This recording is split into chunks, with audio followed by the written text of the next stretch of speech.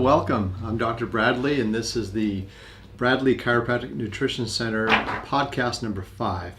And today I want to talk to you about what is called the lipid hypothesis.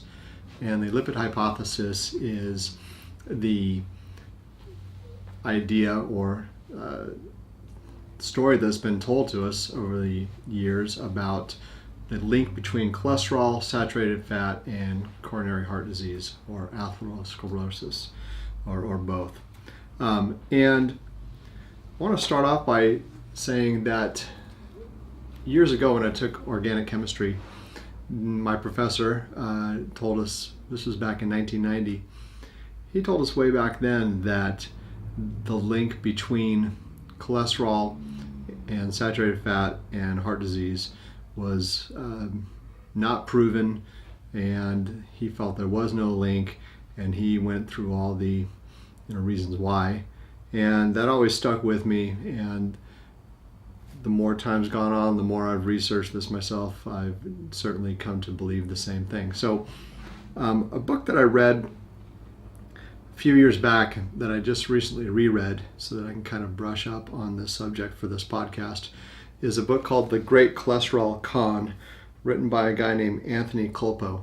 And I want to just get started by reading you a couple of quotes out of the book. This first one is part of the foreword, and this was written by Dr. Dwayne Graveline. He was a medical doctor, former astronaut, and a NASA physician. So here's what he said. Because of my unswerving belief in the cholesterol theory, I offered no protest in 1990 when my medical colleagues at NASA instructed me to begin taking the cholesterol-lowering drug Lipitor. After commencing this popular statin drug, I twice experienced an unsettling form of memory loss known as transient global amnesia, or TGA. This rare phenomenon can last anywhere from 15 minutes to 12 hours, in which time sufferers fail to recognize familiar surroundings and even their own families, often becoming disoriented and confused. He then goes on to say that he realized cholesterol was, after he went through all that, and he realized it was the Lipitor that was creating the problem, he realized that cholesterol was the most important substance within our bodies, a substance without which life as we know it would simply cease to exist. That billions of dollars had been spent in an all-out war on a substance that is so fundamentally important to our health is undoubtedly one of the great scientific travesties of our era. And then another doctor was part of the foreword. He talked about a few things, but one of the things he had to say was this. This is some bullet points here. A massive volume of scientific literature proves that heart disease is not caused by saturated fat nor by elevated blood cholesterol levels. Despite having no basis in scientific fact, the anti-cholesterol, anti-saturated fat paradigm continues to be promoted for reasons other than the welfare of the general public. Many of the dietary recommendations made by health and nutrition experts to reduce heart disease have actually been shown in animal and human studies to increase heart disease, cancer, diabetes, and obesity. The above may be difficult for many readers to fathom initially, but after reading this book, they will have no doubt the cholesterol heart disease paradigm is, as University of Vanderbilt Professor George Mann stated, the public health diversion of this century, the greatest scam in the history of medicine. So those are some pretty strong statements from a few doctors, and some of the things that we're going to talk about today are going to, maybe not sit right with a few people. And so one of the things that I gathered from reading this book is this guy backs up what he says, and like I said, I've been reading about this subject for many years, going way back to 1990.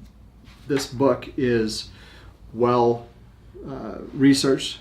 Over 1,400 references are given in the book. So if anybody doesn't like what they're hearing and they doubt it, or they think it just doesn't sound right, I encourage you to research it yourself. So let's just talk about cholesterol a little bit.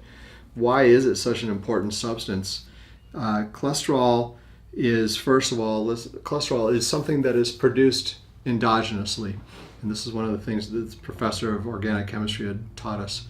It's produced endogenously, which means it's produced within your own body. And cholesterol is primarily produced in your liver.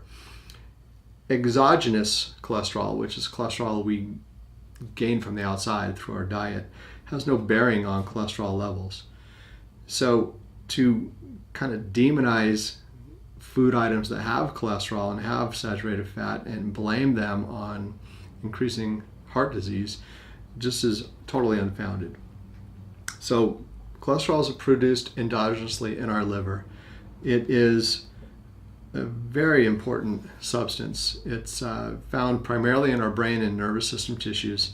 In fact, they say 15 times the amount of cholesterol that's found in other tissues in your body is in your brain. So the brain has 15 times more cholesterol than other parts of your body, which explains why this one doctor experienced the transient amnesia that he was experiencing. Because when you put somebody on a statin and you decrease cholesterol levels significantly enough to rob the brain of this vital substance, many people are going to have problems.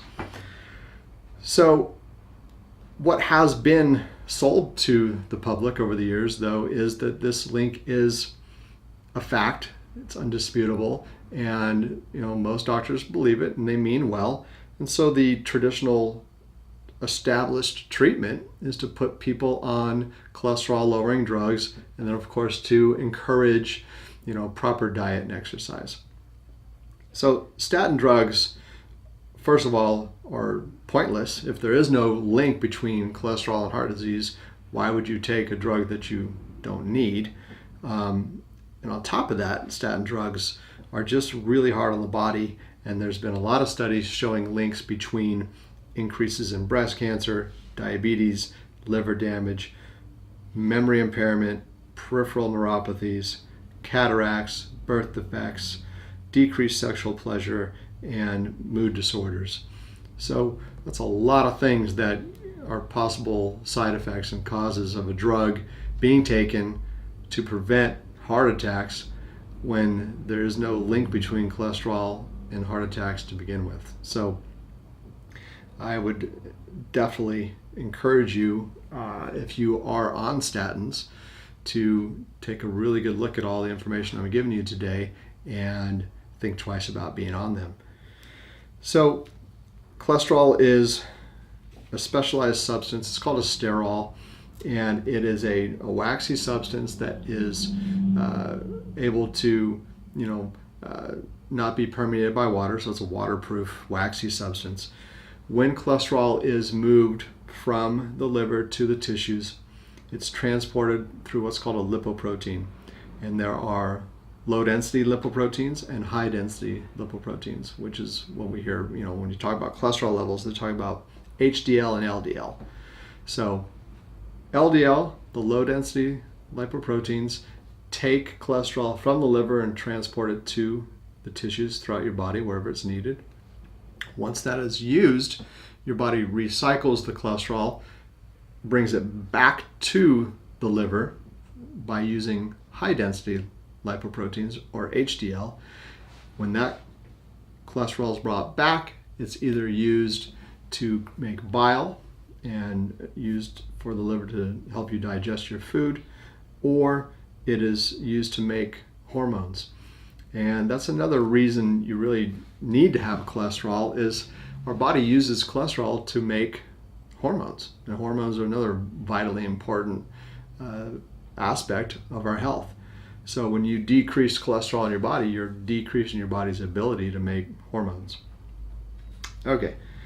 Another reference that I have that I would encourage you to take a look at, you can find this on the internet, is there was something called the Japan study.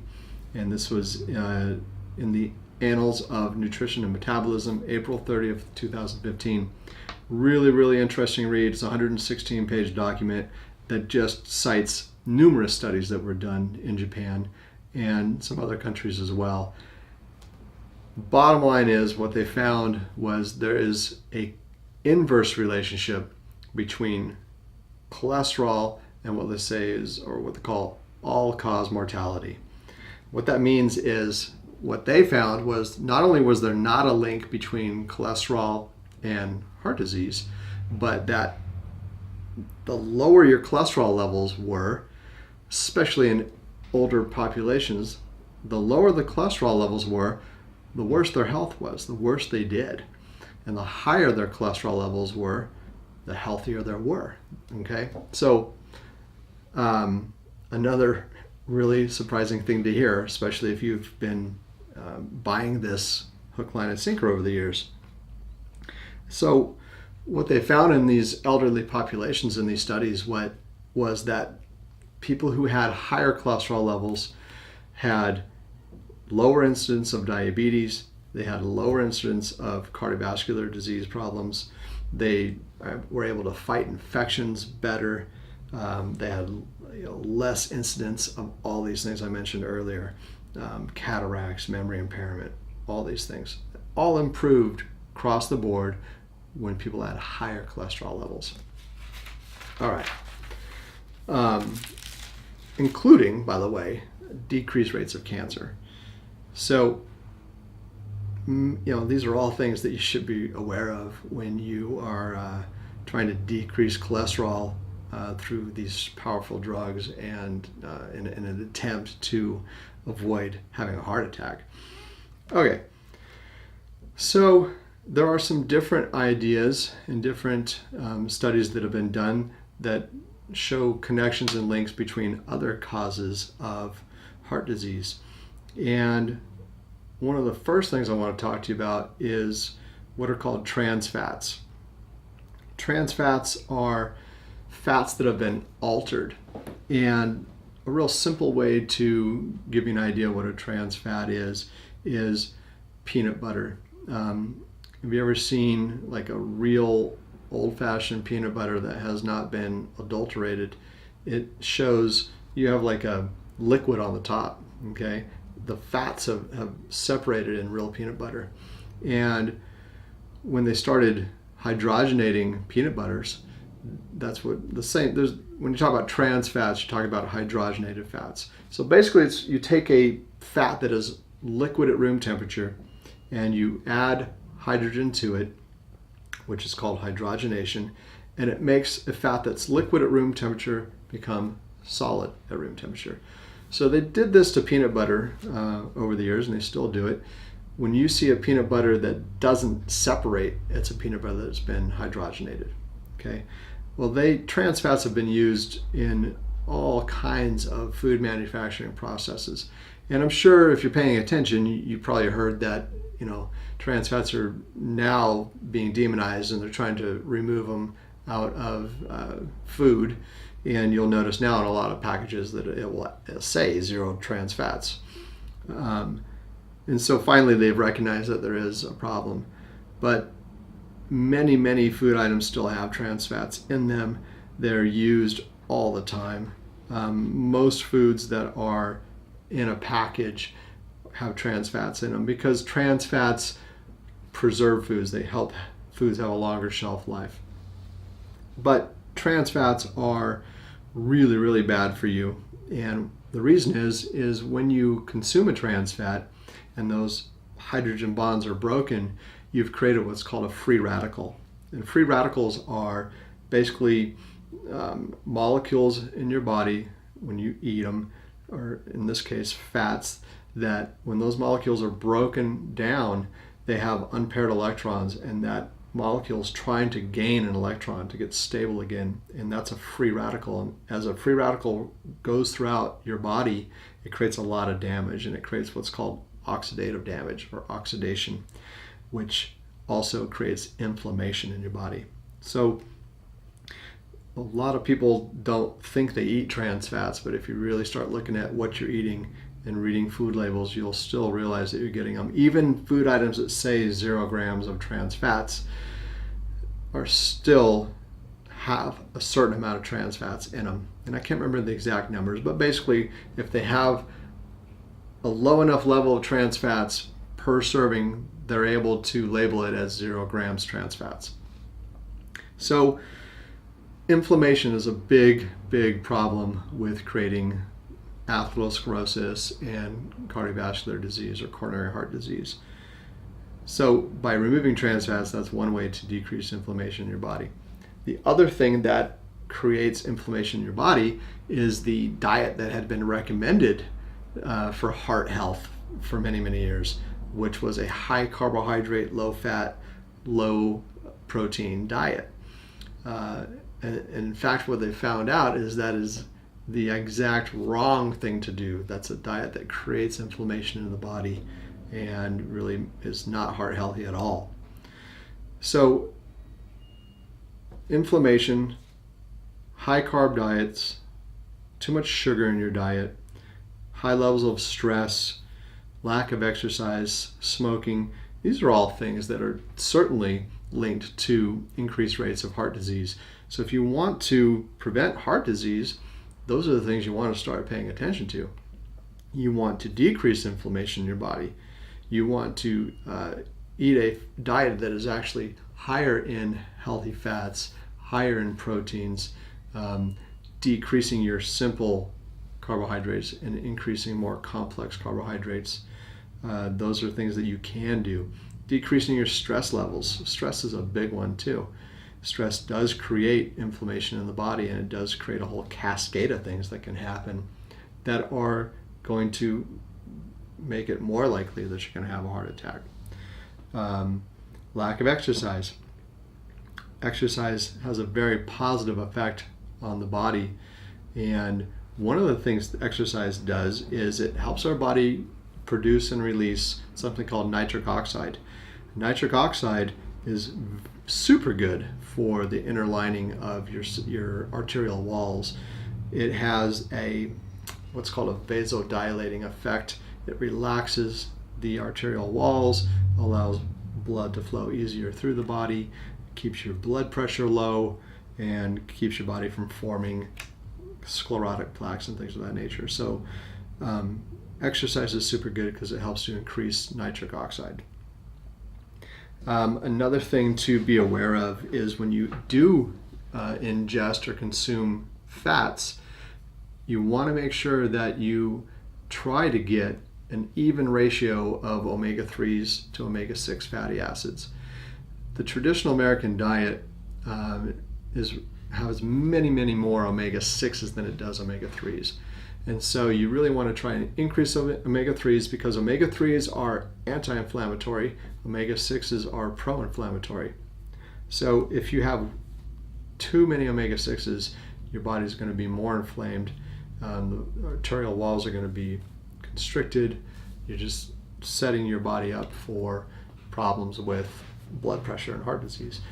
Omega-3s have the exact opposite effect. They dilate the vessel, they relax the vessel, and they are decreasing inflammation. So some of the healthy fats that you can consume in your diet are coconut oil, palm oil, olive oil. Really try and remove and stay away from the traditional refined vegetable oils that you buy in a supermarket for cooking.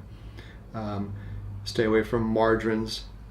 Use real butter. A lot of people are still, when I counsel people on nutrition and diet and lifestyle changes, and I encourage them to eat butter, many people are still taken aback by that, and they still have it stuck in their head that butter is fat, and fat's bad, and it's not healthy for your heart, and so on and so forth. But actually, butter, especially if it's an organic grass-fed butter, is good for you. Margarine, horrible for you. So don't use anything other than butter. Don't use butter substitutes. They're certainly not healthy for you. So you want to eat healthy fats. I gave you a list of those. When you talk about eggs, talk about this omega-3 6 ratio of eggs. Factory farmed eggs have a much higher ratio of omega-6s to 3s, so they have a lot more omega-6s than they do omega-3s. It's about a 15-to-1 ratio in factory farmed eggs. If you can get organic free-range eggs, the ratio is 3-to-1, so it's a much better ratio. So organic eggs, so make sure you're eating organic eggs. Also, grass-fed meats have a much better omega-6 to omega-3 ratio than your factory farmed meats, and that's the same for chicken as well. Definitely try and eliminate or decrease sugar to a very small amount. That also includes alcohol. And a lot of people don't want to hear that, but alcohol certainly converts instantly to sugar in your body and can create inflammation. It can also create problems with trying to maintain and balance out your blood sugar levels. So you want to keep your blood sugar levels nice and low, because when they go high, not only does it put you at a risk for diabetes, but it also is inflammatory. Interestingly enough, one of the side effects of statin drugs is it increases people's propensity to develop diabetes, which makes it harder for you to control your blood sugar levels, which leads to inflammation and leads to all these problems.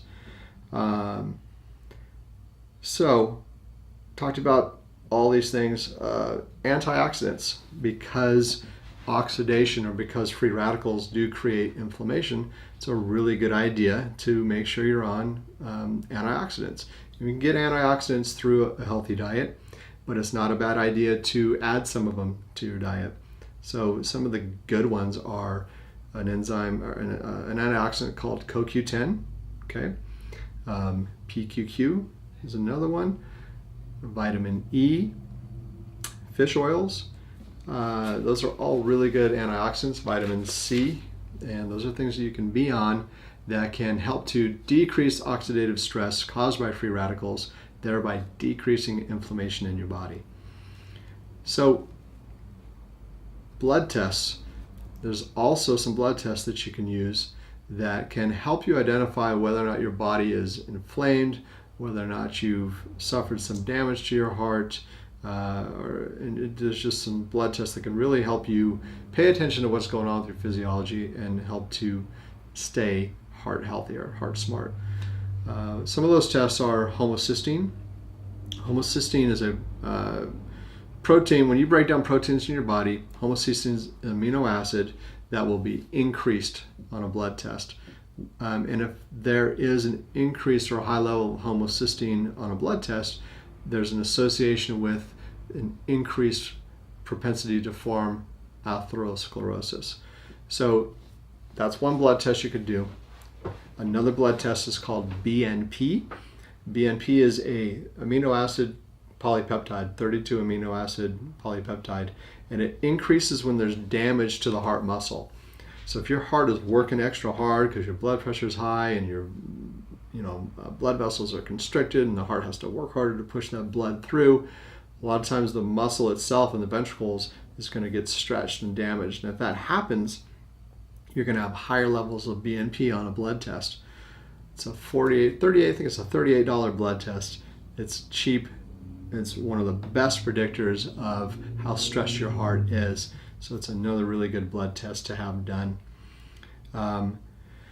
Another blood test that is good, we talked about nitric oxide and the benefits. Well, there's a blood test called ADMA, which stands for asymmetric dimethylarginine. And if this is really high in the blood, it's going to inhibit the formation of nitric oxide. And you form nitric oxide from an amino acid called L-arginine. So ADMA is another blood test you can do to determine whether or not your heart is having some difficulties. And by changing these things through proper nutrition, you're going to decrease your incidence of heart disease. Some other tests that you can do that are inflammation markers are, there's a test called a C-reactive protein and another test called ESR, which stands for erythrocyte sedimentation rate. And these are some simple blood tests that can be done that just let you know how inflamed your body is. And so when we do these blood tests in my office, we have nutritional protocols that we use to decrease the inflammation. So once again, the real link to heart disease is inflammation. And if you can get a grip on decreasing inflammation in your body, then you're going to be much heart smarter, much heart healthier. All right. So I just want to emphasize that your health is your responsibility, and really I encourage each and every one of you to educate yourselves on what it's going to take to stay healthy. You really can't put that in somebody else's hands. It's your responsibility, and you need to educate yourself on some of the things you can do to stay healthy. I hope I've given you some information and educated you on the dangers of the cholesterol heart disease link, the danger of statins, and I hope I've given you some really practical information that you can use and put to use today by eating properly, exercising, and doing all the things that we should be doing so that you can stay heart smart and avoid having cardiovascular disease and strokes and heart attacks and all these things.